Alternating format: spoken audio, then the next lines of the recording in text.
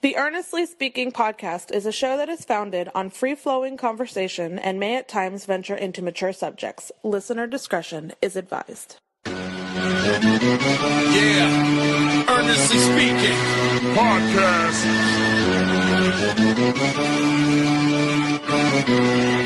Let's get it. I'm a giant in New York, in Miami carry heat. So much more in store, my product can flood the street. Opinion Nation Godfather, CEO. Off in the late 90s, gon' see me blow. Oh. Got my hustle on, no imitation of bad. Army of untouchables, Opinion Nation staff. Never an off season, homie, check the numbers. Heart throb in my own right, supplying southern comfort. Earnestly speaking, my ego is well fed. Earnestly speaking, you're too evil and no threat. See, I'm like a hurricane, you're a mild breeze. Earnestly speaking, leaving Eli a dynasty. Shake!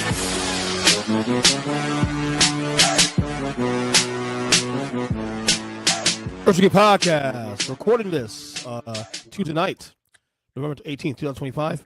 Of course, with America's favorite degenerate himself, Zachary. Zach, what's going on, brother? Not much, man. You know, burning money right and left.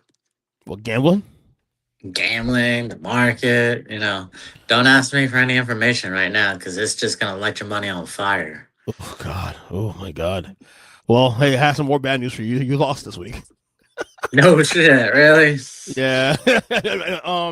It was 5-3. We both had a bad week, to be honest with you, but couldn't seem to get. So, so the streak's over. So, but it's a lot of time. You still won four back some weeks ago. Still a lot of time to catch up. So it's like the Bengals still with a shot. No, they're done. Those fuckers are done. What are they? 3 games back? Come on. They're 3-7. They're not catching. They're not going to catch Baltimore. They're not going to catch. Are you serious? If it wasn't for the schedule Baltimore had, they'd already still have 2 more losses. Like, Lamar has not looked good. Says the Ravens fan. Yeah, I can be honest. It's just like my team might be cracking a top 5 on this list, but not in a good way. Yeah, but the Browns defense, we knew the Browns defense is always going to be a team that they're the one team that keep Lamar at bay. They can keep Lamar controlled. You give any team that defense, any solid team that defense, they're going to the Super Bowl. Put it this way. The Ravens got lucky Dylan Gabriel got knocked out the game. The shit was bad. They're both bad, bro. I don't think it mattered. I think it would have mattered because Dylan Gabriel didn't look that good either, too. So, no, but they managed. Yeah. Anyway, before we get to our best bets and FSU preview against NC State and one other topic having on the docket, as we've been doing every week since I think 3 weeks ago, we are now doing power rankings here. So before we get to our top 10, give me your bottom 5, Zach, for this week, week 12.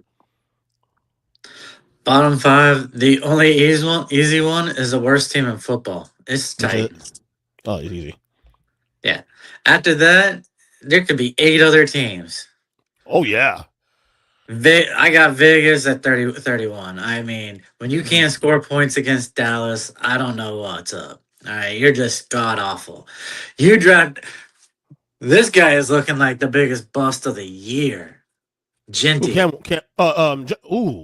Genty. Are you serious? You only get 6 or 7 carries in the entire game for 12 yards? Well, was that the O-line's fault? Was that really him just being that bad?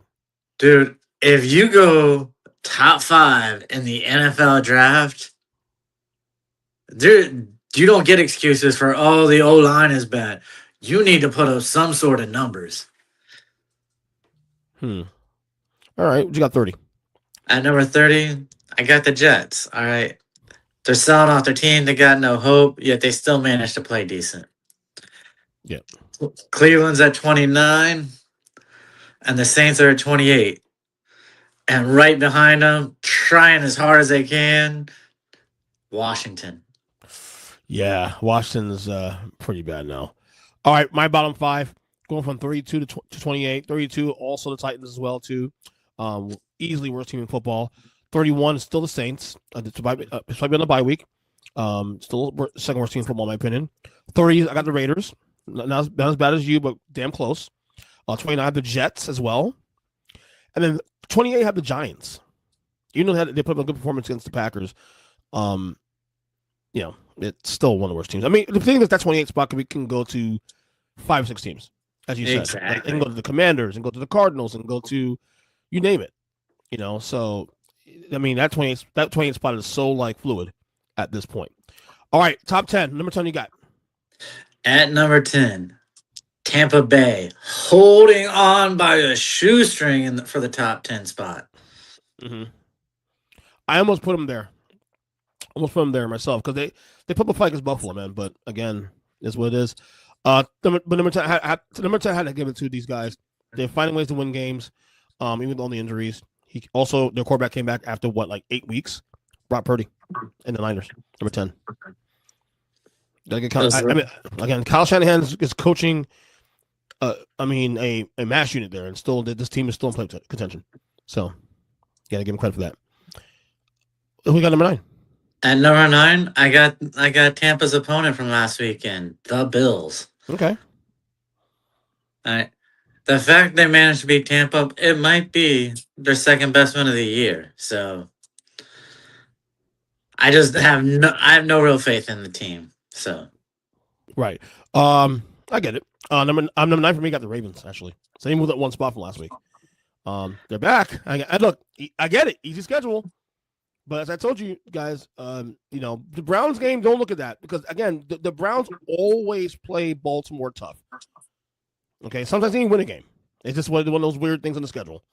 But they found a way to win the game. They are back. All right, number 8 you got. At number 8, I got Brock Purdy and the 49ers.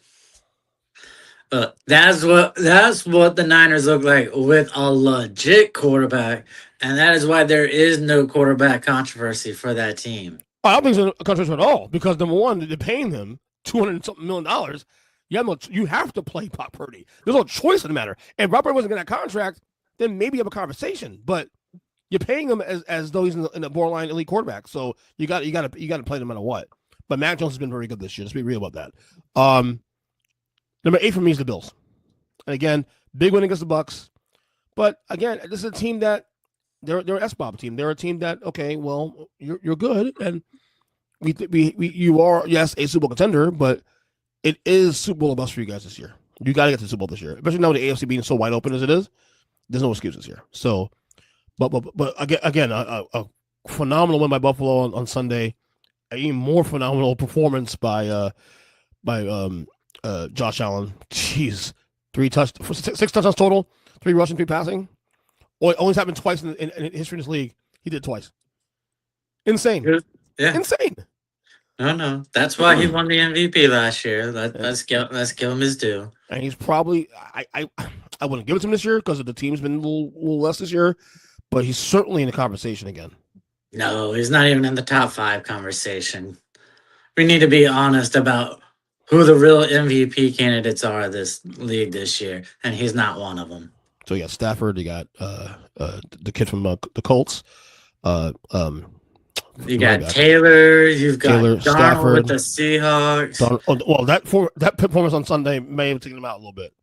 We'll see. If that performance takes him out, a loss to the Dolphins completely negates any chance of Josh Allen having. Maybe you're right. Maybe you're right. Maybe you're right. I will say the MVP conversation this year is very fluid. There's no clear-cut winner right now. Do you give me Jonathan Taylor? Guys? Jonathan Taylor. Taylor's my favorite to win the whole thing right now. That's my favorite, but you know what I'm saying. All right, number 7 you got. At number 7, I'm doing it more out of love for this team than confidence for this team. The Lions. Same here, number 7. Same. Tough loss against Philly. Not surprising at all.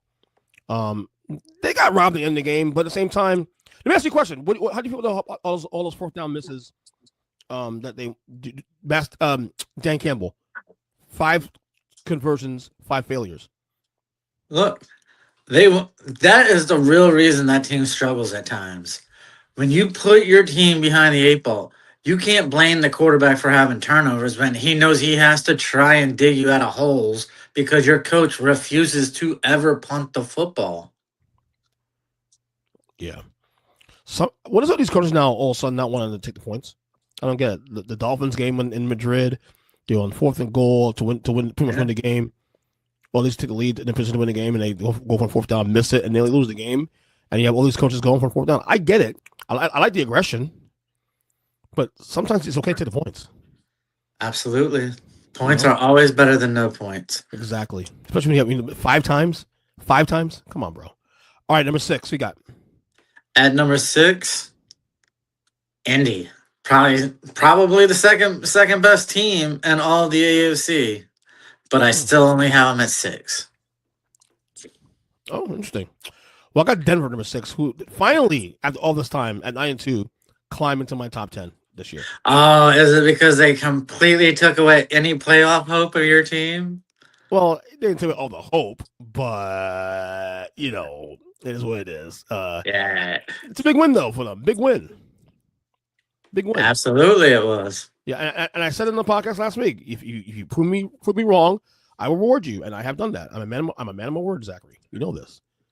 So a little late to give him the reward, but okay. Hey, but you know what they say, better late than never, right? Yeah. There we go. All right. Number 5, who you got? At number 5, I think this team would actually lose to the Colts, but Denver, baby, after what they did to Kansas City and your heart, they deserve to be top 5. Well, they lost to the Colts once this year, so that has happened already. I have Indy at 5, by the way. So we have 5 and 6 with those two teams. Yeah. Again, Indy have a bye. This is the stretch now. Okay, you big win against Atlanta last week. You're gonna bye this week, and now you get the home stretch now, and you open up against the Chiefs. You have a chance to do something here where not only where you benefit, but every team in the AFC benefits from. If the Chiefs lose this week, they're not 0-3 that stretch we talked about weeks ago, the tough stretch, and they are as close to buried as we ever seen this Chiefs team in the Mahomes era. Especially with that messy wildcard situation. Now, that being said, if they get us a 7 seed wildcard still, they're still live because of who they are. But they are definitely vulnerable. The Colts have a chance to do something here for the rest of the league here and all those 50s and whatnot. So, but Colts at 5. At number 4, you got? At number 4, Seattle. Same. Yeah. Donald might have had one bad game, but everyone is entitled to a bad game. I mean, they can't all be Matthew Stafford. All right. That's true. Yeah. I took away a lot of positives from that win. A loss, rather, on Sunday. Because you turned the ball over 4 times against a team I believe is the only team capable of beating the Eagles at this point. And you almost you almost win the game. You missed field goal from winning that game. Yeah. I mean, that is just that simple. I feel better about the Seahawks even more now than I did before the game. Because they came there and they competed. After the first quarter, when they were down 14-3, that defense tightened up. So that is a Super Bowl defense. And that offense play a little better, cut back on the turnovers, I'm going to say they are a Super Bowl contender. They are. So Seattle 4 for me. I'm with you. We might have the same top 4 in order, to be honest with you. What 3 you got? At number 3, I think this team has the AFC 1 seed locked up now at this point. Their schedule is so easy going out. New England. Same here in New England. They are going to win the AFC. I mean, the next tough. Well, they do have 2 tough teams, two games coming up next couple weeks. So you got Buffalo again, at home though, and they got Baltimore in a few weeks. So those are 2 tough games coming up for the Patriots. But we'll go a long way too, also burying the Ravens too. Another team who could be live if they get into the playoffs. But yeah, I think I don't go as far as saying number 1 seed just yet, because I don't even think they're contenders just yet. I there's a lot of things I'm still on the fence about, but maybe I got to see more. Maybe Drake May's been good, but I got to see more. Before I really buy in.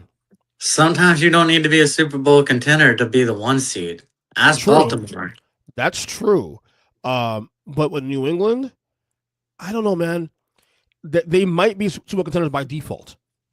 Because if there's a world where Baltimore and KC both miss the playoffs, then pretty much all 7 teams that make the playoffs are live. I could agree with that. That's simple. So that's how I look at that. All right, number 2, what do you got? At number 2, I think this is where we're different. I got the Rams. No, All I right. got Rams too. Okay. Yeah. I mean, you're 100% correct. If any team is capable of beating the Eagles this year, it's gonna be the Rams. But right now, you got to give credit to the champion. They Yeah, always find a way to win. and they've also beaten the Rams already this year. So until you beat the man, I can't reward you. You have that on. You won your 2 losses against Philadelphia. Granted, blocked field goal, yes, but they still beat you. So, but the gap is close though. It's very close. Both those games last year. Yeah, the playoff game last year, and then the game they played it was like week 3, week 4. Was bound to block field goal. So Eagles won for me. Again, not pretty, but again, not for nothing. They might have had the toughest schedule in the league this year because they played Tampa, they played Kansas City, they played the Rams, they've played who else? They played Denver this year. They played Detroit this year. They have a very tough schedule here, and they got through it with relatively flying colors. Absolutely. So you got to give them credit, man. I know it's not pretty, but again, when you're the champs, you get your best shot. Look, they'll have the most unhappy 2-time Super Bowl champion probably in the history of football if they win this year. Who's that? AJ Brown. Yeah, they got to trade that guy, seriously.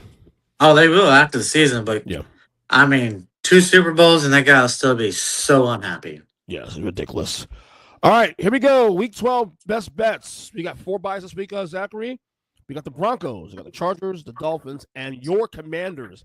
Of these 4 teams, Zach, who needs this buy the most? Well, I want to say my team, but in reality, it's the Chargers. I mean, the Chargers really got to get healthy. And after such an embarrassing loss, you really don't want to show your face for a little bit so they can at least go and hide at home. Yeah, Denver's on a high. So even though they are disrespected by people like me, which I understand, you don't have to like what I say. This is my opinion. Easily Chargers. They have all the injuries right now going on. That had a chance to stay on pace with the Broncos. Now they're 2 back of the Broncos in the division, I think it is. So the Broncos may just wrap up. The Broncos might have wrapped up the AFC West now. Might have. I'm not saying it's done yet, but that win against KC. Look, now they're 5 up in KC. To be honest with you, because you have they're up 4 games in the division, plus the tiebreaker. So yeah, they might have taken care of business there. So we'll see. All right, first game. We got on Thursday Night Football, we got Bills at Texans. The Bills are 6-point favorites. The over-under, Zach, is 43.5. Oh. Man, you know what? Texans are strong at home, and the Bills are so inconsistent. Give me the Texans. I'm there with you, brother. I am absolutely there with you. Houston's weird. It's not 0-3, not 5-5. And by the way, they're also back in contention for the wild card. I don't think they'll catch Indy for the division at this point. No. That's why. See, this is why I said that Colts win against Atlanta was huge. It was a must win because if the Colts lose that game, now they're 7-3. There's some doubt seeping in a little bit. You're going to the bye week. You got the KC game coming up also too. Meanwhile, Jacksonville's kind of weird. I don't blame the Jaguars, but it's still 6-4. Also, you have the Texans starting to climb up again. So at least that win over the Falcons went a long way and at least give you some breathing room going to your bye. So that being said, I also like Houston as well because Buffalo's for every one big win they'll have a letdown coming up. And it's on a short week too. On top of that, maybe they'll probably still win the game, but I'll take Houston the points here. So, all right, next game here we have Steelers at Bears. This is an interesting game here, actually, Zach. Bears are 3-point favorites. The over/under is 45.5. Well, give me the Bears. They don't even know who's going to play quarterback. They put in Aaron Rodgers. He's going to throw the ball 4 yards. That's it. So my confidence is in the Bears right now, the way they're playing. And that's assuming Rodgers even plays this game. Exactly. There's a word that if it's Rudolph, I feel even better. Yeah, there's word though that he's pushing the play, but that's going to be a coaching decision there, of course. I actually am going to go the over on this though. I don't like any of these defenses, to be honest with you. So I'll take the over in this game. It's low enough to at least flirt with it. I could definitely see a 30, 27 game, that kind of thing. 27, 24, something like that. Definitely could see something of that nature. So give me the over in this one. All right, we got Patriots at Bengals. The Pats are 7.5-point favorites. The over-under is 49.5.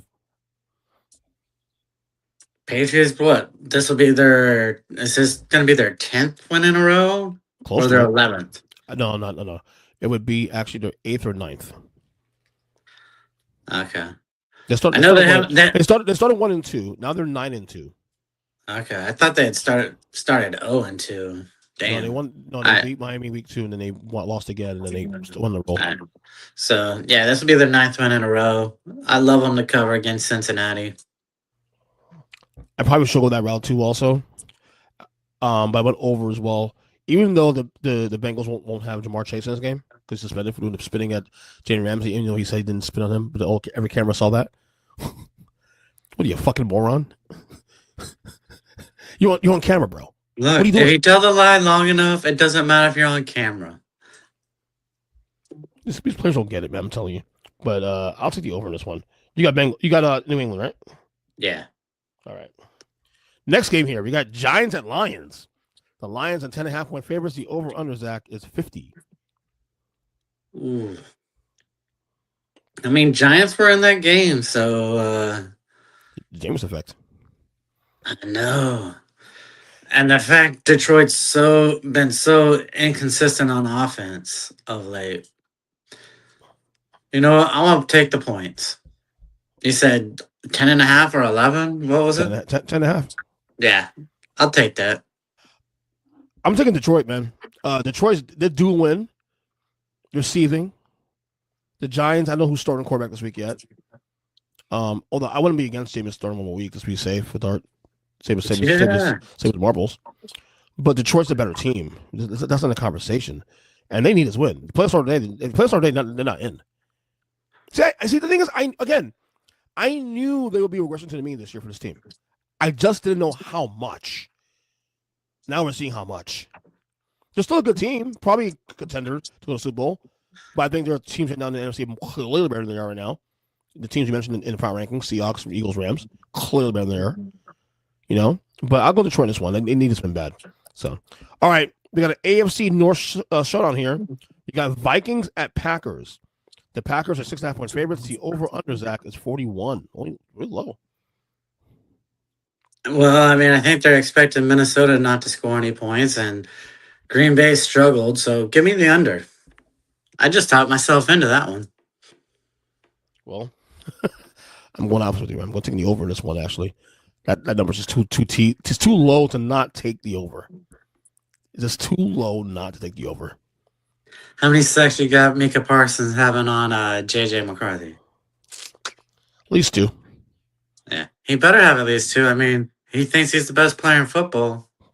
And act like it. Play like it. Yeah. So, all right, we got Seahawks at Titans. The Seahawks are 13.5-point favorites. The over-under, Zach, is 40.5. Oh, give me the Seahawks in this one. All right.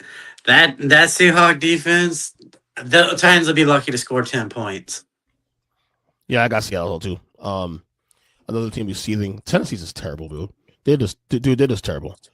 There's nothing really more to say this game. I mean, they're just waiting for the season to end. Seattle is trying to, stay in contention with that division. You're not going to see you won't see a game that bad from Darnold again. I don't give a crap if you're traveling out east. That doesn't matter anymore. Give me Seattle. Seattle's is clearly better there. All right, we got probably game of the week here. Colts at Chiefs. The Chiefs are 3-point favorites. The over-under, Zach, is 49.5. Ooh, give me the under. I worry that this could be a bad game for Daniel Jones. I don't blame you. I don't blame you at all. And again, I'm gonna read what I've been saying on the show. Until this team is dead and buried, until they're dead and buried, I will still have them as a Super Bowl contender. Give me KC to win this game and the cover. Because again, I don't see a world where we're entering week 13 and they're 5-6. I just don't see that, Zach. So by hook or by crook, they'll finally win this game. Now, having said that, if Indy pulls this off, we got a conversation to have on next week on the show about the Chiefs. Oh, not just a conversation about just the Chiefs, or about how about the Colts are legit Super Bowl contenders at that point? Again, and you agree with me on this too also, if we live in a world in January where the Ravens and the Chiefs are not in the playoffs, all 7 playoff teams are Super Bowl contenders. Because this will be the most wide open AFC we have ever seen. That simple. So, but give me KC in the meantime. So, all right. We got Jets at Ravens. The Ravens are 13.5-point favorites. The over-under, Zach, is 44.5. You're not going to like to hear this, but Ravens aren't good enough to cover 13.5. Give me the Jets. I see your fear. I do see your fear. But I think this week it's at home. The Jets are obviously a team waiting for the season to end, also like the Titans are. And the Ravens, again, they need to stay in the gas. They need this game. And this game will put them over about 500. You know? And if the Steelers lose this week too also, I think they're tied, if I'm not mistaken. Or close to tied. So give me the Ravens to cover this game. I do think Ravens will bounce back. You know, they didn't lose last week, but they'll bounce back in a big way. So, all right, we got, oh God, here we go. Browns at Raiders. Good Lord. Raiders are 3.5-point favorites. The over-under, Zach, is 36.5.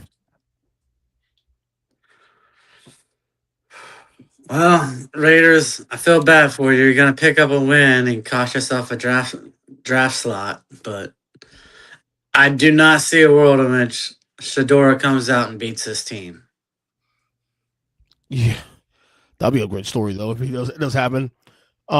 Best bet's the under. Raiders' offense was stunk last week. Browns' offense stinks all the time. 36.5 points is a lot of for these two teams. A lot of points. Give me the under in this one.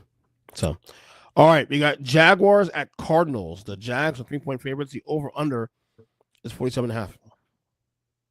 Give me Jacksonville, man. I had them to win the division to start the season. After last week's win against the Chargers, I'm feeling good. Give me Jacksonville.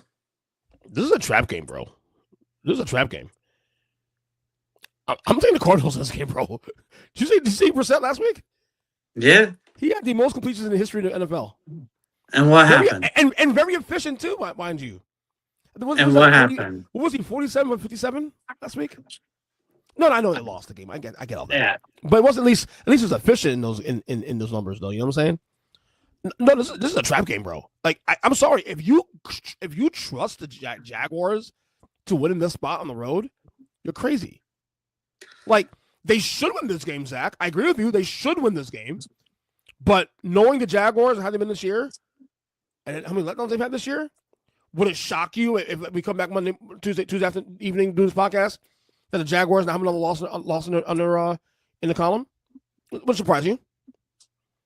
So nothing would surprise me. You see how bad I'm picking? You're winning week after week. That surprised you. I'm calling the upset here. I'm giving you Arizona. Give me Arizona. All right, we got Eagles at Cowboys. The Eagles are 3-point favorites. The over/under, Zach, is 47. Oh, give me the over in this game. All right, I feel like the Cowboys are going to make this a game, but it's just going to be high scoring and they'll still lose. So give me the over. I'm there as well too. I obviously this week I'm a huge Cowboys fan because my bet's still in play. I need to get 9 wins to get my $100 for my buddy Mario. Long way to go though. I know they won on Monday, but long way to go. But I have the over as well too. All right. We got Falcons at Saints, another snoozer. The Saints are 2-point favorites. The over/under is 39 points, Zach. Oh, now you're asking me to bet on Kirk Cousins. Whew, right? Yeah. Give me the Saints. I see that. You know my history with Cousins. Give me the Saints. I see that definitely, man. I definitely see that. But I am taking the under in this game. Because Cousins is terrible. The Saints is still terrible. 39 points, a lot of points. Give me the under this one. All right. Next game, we have the Bucks and the Rams. Probably the other game of the week here. Rams are 6.5 point favorites. The over under is 49, Zach. Ooh, I would love to just take the Rams outright, but Baker Mayfield can backdoor cover. So give me the over. I have the over too. They got backdoor cover and backdoor win this game if you wanted to, but I don't see that much. But now, not for nothing. I know we all assumed the Bucks win the division, but hot on their heels the fucking Carolina Panthers, bro. Yeah. They're only a game back of them right now, or half game back. Look, I still think the Bucks will win the division no matter what. Okay, I have no vision of seeing the Panthers win the division this year. But my God, if you told me going to week 12 the Panthers are 6-5 right now, and only a game back or half game back of the Buccaneers for the NFC South title, I would have called you crazy. Yet here we are. Look, if Carolina were to win that division, Tampa, Atlanta, you need to clear house. That is how shocking that would be to me. Yeah, I agree with you on that one. Give me the over as well too, though. I'm with you on that. All right, and finally, Monday Night Football, we have the Panthers at the Niners. The Niners are 7-point favorites. The over-under is 48.5. All of a sudden, it's a big game now. Yeah, and, Tampa's getting lucky right here because even when they lose to the Rams, they don't have to worry. I think 49ers cover this game easy. I went under this one. Although Brock is back, though. But I'll go under this one. Carolina's weird. Carolina's really weird. But so if they win this game, man, I'm telling you, that's gonna make the NFC wildcard picture even more nuts. Just saying. And now, forget the fact they're in the wildcard situation. Now they're because the likelihood is that the Bucks are gonna lose on Sunday to the Rams. All of a sudden now they're either tied. No, they're not tied at all. I think a Carolina win this week and a Tampa loss actually puts Carolina in first place in the division, actually by half game. That's crazy, bro. That's insane. I think both teams lose this week anyway, but it's not gonna happen. But yeah, give me the under for that game. All right, quick FSU minute. I didn't watch 1 minute of that damn game against Virginia Tech because I don't care. I've checked out, bro. I've checked out. Look, it made me proud. They did the same thing Old Dominion did, which was beat Tech. Yeah. So they finally did something I expected, but this week's a different story. They're playing a team in NC State that has a history of beating them. Sure do. Well, a win here for the Noles here. Well, any of the schools, but for the Noles, they're both eligible at that point. That's good news. Yeah. But I don't know. So right this week they are on the road. They're 4.5 point favorites against NC State. The over under is 61.5. My God, that's a big number. Jeez, 61.5. But we don't play a lot of defense, man. I'm going over on this. I'm going over and the Noles because whatever. I have no logic. Yeah, I'll go the over and stay away from betting NC State. Yeah. So that's it for me on that front. All right, before we get out of here, I want to revisit a NFL topic. We sort of touched on last week. We on text last week. I wanted to touch on. And it was involving the 2024 draft of quarterbacks. I wouldn't want to focus only on the top 4 quarterbacks that were drafted. So I think the order was you had Caleb Wilson number 1, you had Daniels number 2, Drake made 3, and I think was Bo Nix like 8? No, 7. Oh, so it was May 3, Penix was 4th, McCarthy 5th, Nix was 6th. 6, okay, right. So I want to focus on the 4 guys that have clearly been the best quarterbacks so far through a year and a quarter, 3 quarters of so far. Obviously Bo, Jaden, Drake, and Caleb. If you had to do the draft all over again right now, those 4 guys in order, how would you draft those 4 guys right now?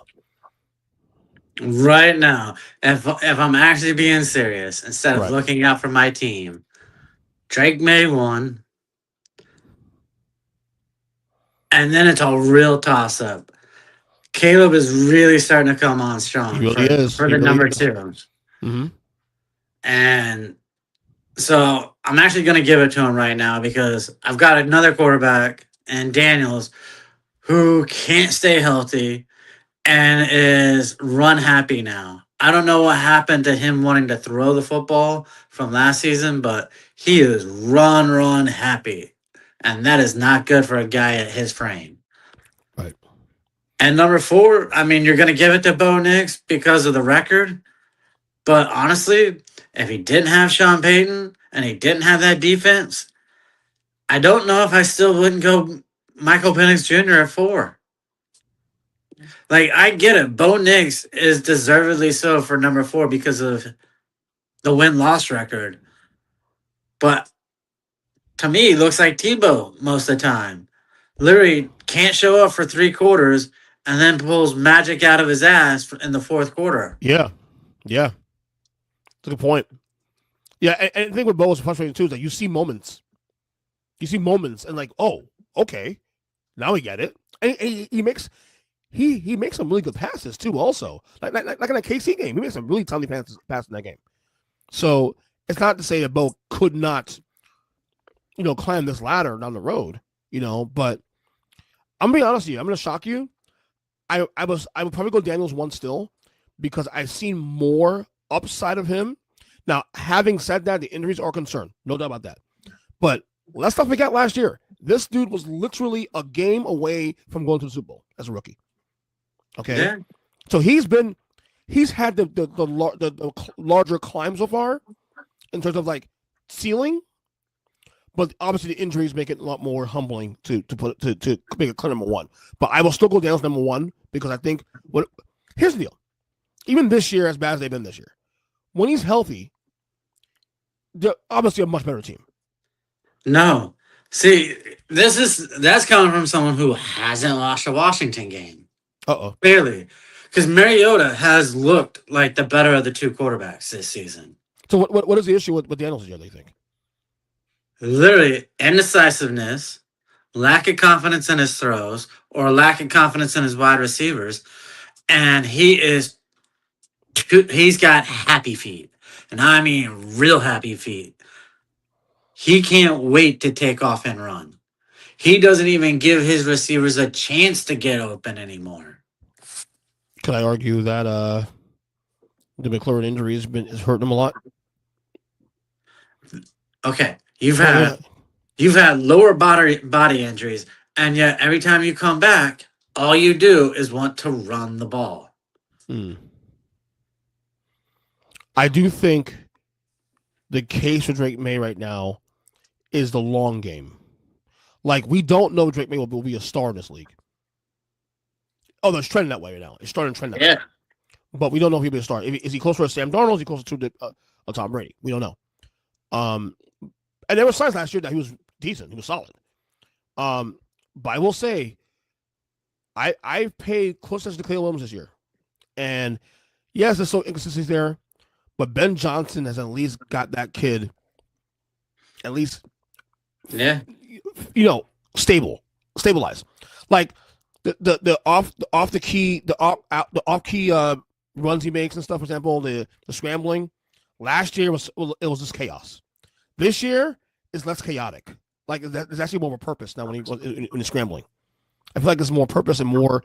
He looks much more Mahomes-like now than he did last year in terms of making those plays. So I would go Daniels by a smidge 1, Drake May 2, Caleb Williams 3, and Bo Nix 4. I got to see another year because Jaden was. I know we had obviously we go on recently biased. Jaden Daniels was so fucking good last year. And I can't forget that either. Yeah, he was. But here's something else. He had 3 games in a row early in the season where his completion percentage was over 80%. he finished under 65% passing.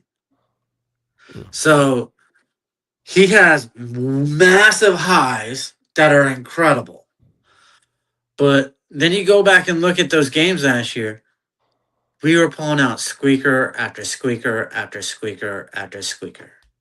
Yeah. So again, when it's a toss-up game, it's easy to lose the next season on the toss-up games. Yeah. If I were to ask you, of those 4 quarterbacks, everyone comes in next season 100% healthy. Who do you think gets hurt? Well, obviously, Jay Daniels will be the favorite to get hurt. Okay. Yeah. And that's going to be his whole career. Well, hopefully he's not, but for his sake. But we'll see. Like, there's definitely the RG3 signs here. There's definitely RG3 signs, Lamar signs, Joe Burrow signs. He is going to get hurt. Yeah. I think Drake makes the better long play here. And we'll see how how this year ends up, though, because if Drake May falls off a cliff by the end of the year, then we'll not have this conversation. Yeah, but if he stays on at the exact same trajectory he's having right now, he's having one of the greatest completion percentage seasons in the history of the league. Right, and his best receiver Stephon Diggs, who's not that great anymore.